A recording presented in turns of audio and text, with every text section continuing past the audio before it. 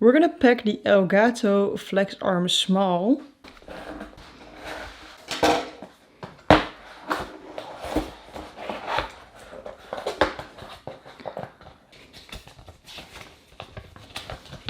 Here's a little manual how to attach it to the multi-mount Elgato has. And then we have this bit and this bit. And those are the only two things in here. And these bits you can actually put onto each other here by opening this up.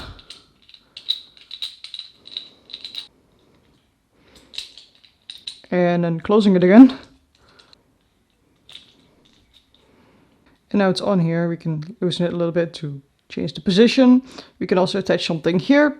And we can basically use one of these or two of these as the top of an Elgato multi-mount. So you basically attach them like I just did with this one, but then on the Elgato multi-mount.